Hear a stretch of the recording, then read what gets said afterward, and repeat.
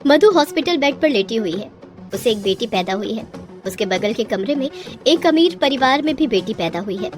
बेटी, मुझे माफ कर देना। मैं तुम्हें यूं अपने आप से अलग कर रही हूँ ताकि तुम्हारा भविष्य उज्जवल हो, तुम्हें झोपड़ी नहीं महल मिले। मधु अपनी बेटी को बगल वाले कमरे के पालने में रखती है और उस अमीर परिवार में पैदा हुई बेटी को अपने संग ले आती है ताकि उसकी कोख की जन्मी बेटी को अमीरी नसीब हो, ना कि गरीबी। मधु विधवा थी और उसे समझ आ चुका था कि गरीबी के चलते वो अपनी सगी बेटी को सही से पाल नहीं पाएगी और इसीलिए उसने बेटियों की अदला बदली कर दी। 8 साल बाद। माँ, मैं स्कूल जा रही हूँ। आपने मेरा टिफिन बना लिया? अगर बना दिया है तो दे दो ना माँ। नहीं, मैंने तेरा टिफिन नहीं बनाया। जाकर अपने दोस्तों के टिफिन में से ही कुछ खा लेना। मुझे मत बोल, मैं क्या तेरी नौकरानी हूँ क्या? बेचारी रिंकी बिना टिफिन लिए ही स्कूल चली जाती है। 8 साल पहले जिस अमीर परिवार की बेटी से मधु ने अपनी सगी बेटी को बदला था वो रिंकी ही है। लेकिन रिंकी के नसीब में अपनी माँ का प्यार तो लिखा ही नहीं है, क्योंकि मधु तो उसके साथ सीधे मुंह बात तक नहीं करती। जो मिलता वही वो रिंकी को खिला देती और फटे पुराने कपड़े पहनाती। लाचार रिंकी एक शब्द नहीं बोलती। क्रूर मधु उससे प्यार करती भी तो भला क्यों? आखिर रिंकी तो किसी और की बेटी ठहरी। कुछ सालों बाद जब रिंकी 15 साल की हो जाती है, तभी मधु एक आदमी के बंगले में काम करने जाती, जिसकी बीवी इस दुनिया को छोड़कर जा चुकी थी और वो अपनी इकलौती बेटी के साथ रहता है। अशोक जी, वो क्या आप मुझे एडवांस में कुछ पैसे दे सकते हैं? मुझे घर खर्च के लिए पैसे चाहिए थे। जी जी, क्यों नहीं, ये लीजिए, ये पैसे रखिए। ये क्या? ये तो बहुत ज्यादा पैसे हैं। मधु जी, प्लीज रख लीजिए ना, मुझे कोई ऐतराज नहीं है। अशोक को मधु पसंद आ चुकी थी। अपनी बीवी अंजू के जाने के बाद अशोक को पहली बार किसी से इतना लगाव हुआ था। वो मधु से शादी कर लेता है। अब मधु एक अमीर औरत बन चुकी थी। अशोक अब आए दिन काम के सिलसिले में ज्यादा बाहर ही रहता। रिंकी भी दिल्ली में पढ़ने चली गई थी। घर में अब सिर्फ मधु और अशोक की बेटी ईशा होते। मधु ईशा के साथ अच्छे से पेश नहीं आती और उस पर अत्याचार करती। उस रिंकी को तो भेज दिया मैंने दिल्ली पढ़ने। अब इस सौतेली बेटी को कैसे भी करके मुझे अपने और अशोक के बीच से भगाना है ताकि मैं और अशोक चैन से जी सके। मधु बेचारी ईशा से घर का सारा काम करवाती और काम ना करने पर उसे मोटी लकड़ी से पीटती। एक बार जब ईशा से मधु के कमरे का गमला टूट जाता है तभी मधु उसे 2 दिन तक भूखा रखती है। माँ, मुझे खाना दे दो माँ, मैं पिछले 2 दिन से भूखी हूँ माँ। खबरदार, जो तूने मुझे माँ कहा तो मैं तेरी माँ नहीं हूँ। सौतेली ही सही, लेकिन माँ तो हो ना। अपनी बकवास बंद कर। और हाँ, तेरे पापा भी बिजनेस ट्रिप पर गए हैं।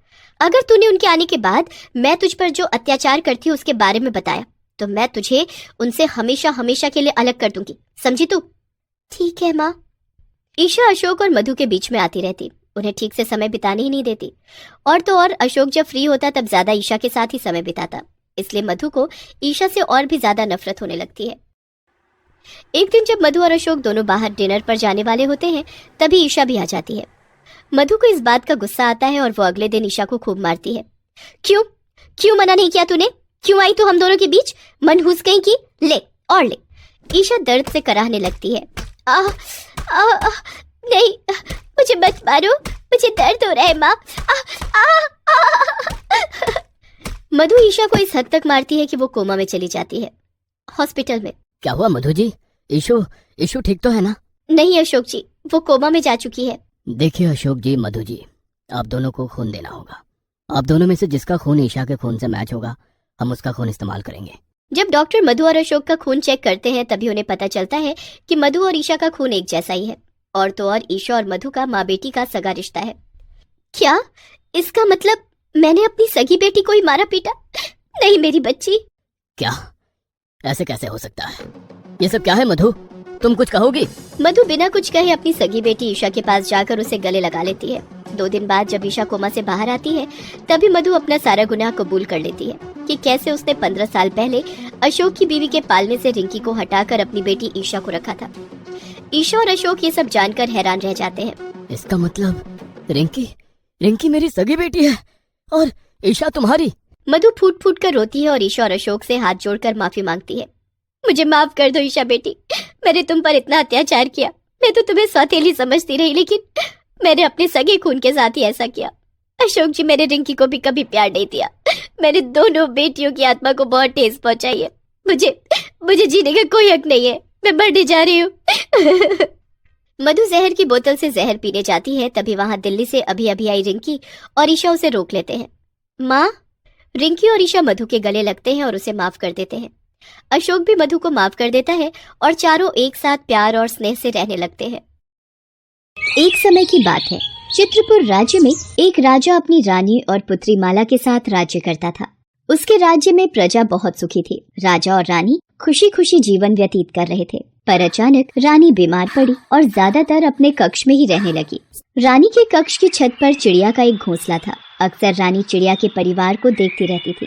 चिड़िया के एक छोटा बच्चा भी था। एक बार चिड़िया बीमार पड़ी और मर गई। चिड़िया के मरते ही चिड़े ने दूसरी चिड़िया को अपने घोंसले में जगह दे दी और अपने बच्चे को वहाँ से धक्का दे दिया। ये सब होते देख रानी का मन बहुत दुखी हुआ और वो सोच में पड़ गई, कहीं मेरे मर जाने के पश्चात राजा दूसरी शादी तो नहीं कर लेंगे और दूसरी माँ के आते ही मेरी माला को महल से तो नहीं। मुझे इस बारे में राजा से बात करनी ही होगी। सुनिए, मुझे वादा कीजिए कि आप मेरी मृत्यु के पश्चात दूसरा विवाह नहीं करेंगे। मेरे मरने के पश्चात आप माला के लिए सौतेली माँ नहीं लाएंगे। आप माला का पूरा ध्यान रखेंगे। महारानी, आपको कुछ नहीं होगा। फिर भी आप मुझे वचन दीजिए। ठीक है महारानी, हम वचन देते हैं, हम दूसरा विवाह नहीं करेंगे। महारानी, अब आप आंखें खोलिए। वैद्यराज, देखिए महारानी को क्या हुआ, ये कुछ बोल क्यों नहीं रही? महाराज, महारानी स्वर्ग से धार गई है, अब ये कभी नहीं उठेंगी। महारानी, मैं माला को क्या जवाब दूं? वो आपके बिना कैसे रहेगी? पिताजी, माँ कहाँ चली गई? माँ कहीं भी नजर नहीं आ रही। माला बेटी, तुम्हारी माँ वो सामने आसमान में तारा बन गई है। रानी के चले जाने के बाद राजा अपना पूरा समय माला की देखभाल में ही लगाता था। उसने राजकाज संभालना छोड़ दिया था। इस वजह से मंत्री भी बहुत परेशान थे। एक दिन, महाराज, सभी मंत्री यही चाहते हैं कि आप दूसरा विवाह कर लें। प्रजा की भी यही इच्छा है। माला बिटिया को भी माँ का प्यार मिल जाएगा और राजकाज में भी आपको सहायता मिलेगी। मुझे राजकाज के लिए और माला की परवरिश के लिए दूसरा विवाह करना ही होगा। मुझे माफ कर देना महारानी, मैं आपको दिया वचन पूरा नहीं कर सका। पिताजी, ये कौन है? माला बिटिया, ये तुम्हारी नई माँ है। आज से तुम इनको माँ बुलाओगी। आप मेरी नई माँ हो? मेरी नई माँ आ गई। मैं आपको देखकर बहुत खुश हूँ माँ। अब माला को माँ का प्यार मिल जाएगा, शायद उसकी उदासी दूर हो जाए और अब वो खुश रहे। राजा ने जैसा सोचा सब कुछ उसके विपरीत ही हुआ। माला की सौतेली माँ उमा ने अपना असली रूप दिखाना शुरू कर दिया। आज से ये राजमहल में घूमना फिरना बिल्कुल बंद। आज से मेरे कक्ष की सारी साफ सफाई तुम करोगी और यदि महाराज के कानों तक ये बात पहुंची तो मुझसे बुरा कोई नहीं होगा। दासियों, आज से इसे भी अपने साथ कामकाज में लगाओ और इस पर बिल्कुल भी तरस खाने की जरूरत नहीं है, समझी? पर माँ, मैंने तो कभी इतना काम नहीं किया। आप मेरे साथ ऐसा बर्ताव क्यों कर रही हो माँ? मैं इसलिए तेरे साथ ऐसा बर्ताव कर रही हूँ क्योंकि तू सौतेली है, समझी? धीरे धीरे दिन बीतने लगे। उमा माला पर बहुत अत्याचार करती थी। कुछ समय पश्चात उमा ने एक बेटी को जन्म दिया, पर उसकी बेटी को जन्म के थोड़े समय बाद चेचक निकल आई और उसके चेहरे पर चेचक के निशान रह गए, जिसकी वजह से उमा माला से और नफरत करने लगी। माँ, तुम मुझे छोड़कर क्यों चली गई? नहीं माँ, मुझे बहुत तंग करती है माँ। वो मुझे भूखा रखकर सारा दिन काम करवाती है। मैं पिताजी को भी कुछ नहीं कह सकती, नहीं तो नई माँ मुझे बहुत मारेगी और मुझे इस महल से बाहर निकाल देगी। ये रोशनी कैसी है? माँ, तुम आ गई? मैंने तुम्हें बहुत याद किया माँ। तुम्हें भूख लगी है ना? कुछ खाओगी? हाँ माँ, वो दूसरी माँ मुझे खाना भी नहीं देती और बहुत काम करवाती है। माला बेटी, ये जादुई घड़ा है। जब भी तुम्हारा कुछ खाने का मन करे तो तुम इस जादुई घड़े में हाथ डालना, वो चीज तुम्हारे हाथ में आ जाएगी। पर ये बात तुम अपने पिताजी को या किसी को भी नहीं बताना। माला को जादुई घड़ा देकर उसकी माँ की आत्मा अदृश्य हो जाती है। माला अब उस जादुई घड़े में से अपने खाने के लिए पसंद की चीज ले लिया करती थी। माला अब बहुत खुश रहने लगी थी। ये देखकर उमा चौंक जाती है। ये माला दिन पर दिन इतनी मोटी कैसे होती जा रही है? इसे तो कमजोर होना चाहिए था। मैं तो इसको कुछ खाने के लिए नहीं देती हूँ, सारा दिन भूखा रखती हूँ और काम भी बहुत करवाती हूँ, पर ये कमजोर नहीं हुई और न ही मेरे से खाना मांगती है। कुसुम, ये माला आखिर अपनी भूख कैसे मिटा रही है? कौन इसे खाना दे रहा है? इसका पता लगाकर मुझे बता। ठीक है माँ, मैं पता लगाती हूँ। जादुई घड़े, मुझे आज पूरी पकवान खाने का बहुत मन है, जल्दी से दे दो। अरे ये क्या? खाने की इतनी सारी चीजें, वो भी इस घड़े में से। मैं ये बात माँ को बताती हूँ। माँ, माला दीदी के पास एक घड़ा है जिसमें से वो कुछ भी खाने का मांग लेती है।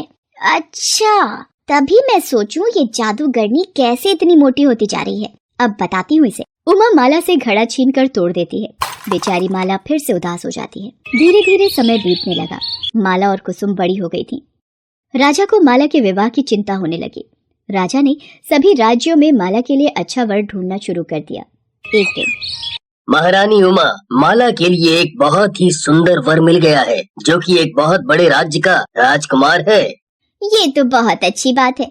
माला की शादी की सारी तैयारियां मैं खुद करूंगी। मैं इसकी शादी किसी कीमत पर नहीं होने दूंगी। मुझे तांत्रिक बाबा से मिलना ही होगा। तांत्रिक बाबा, मुझे कुछ भी करके माला का विवाह रोकना है। महारानी, आप किसी भी तरह ये कील माला के सिर में घोंप देना, आपका काम हो जाएगा। उमा तांत्रिक का दिया कील लेकर वापस महल आ गई और विवाह के दिन, अरे माला बेटी, आओ आज मैं तुम्हें अपने हाथों से सजाऊंगी। आखिर मैं भी तो माँ होने का फर्ज निभाऊं। लाओ, मैं तुम्हारे बालों में कंघी कर देती हूँ। माँ कितना बदल गई हैं। जल्दी से ये कील इसके सिर में घोंप देती हूँ।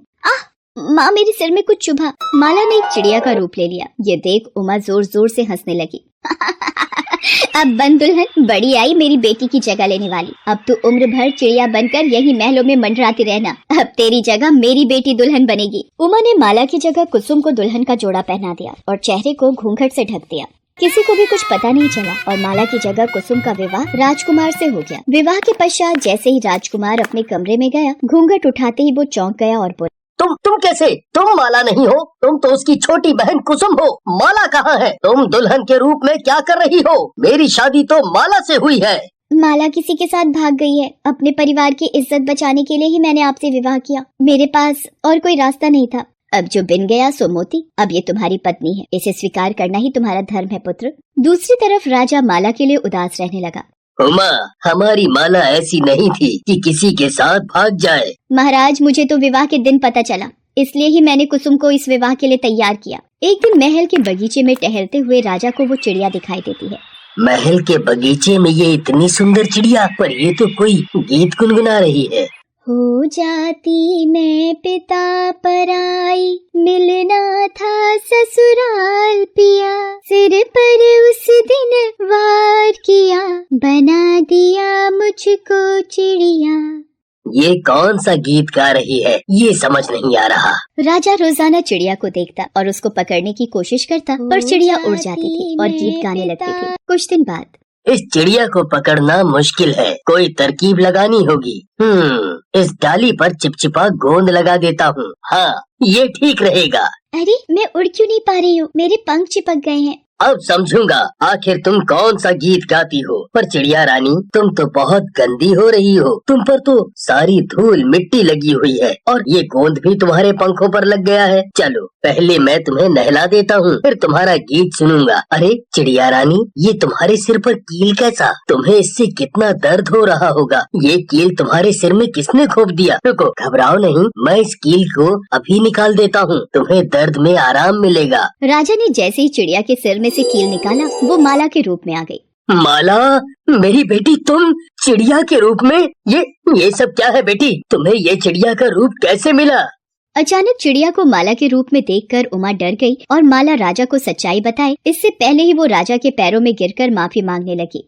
महाराज, मुझे माफ कर दीजिए। मैं माँ की ममता में अंधी हो गई थी। मैंने कुसुम और माला के बीच सगी और सौतेली का फर्क किया। क्या ये सब तुमने किया महारानी उमा?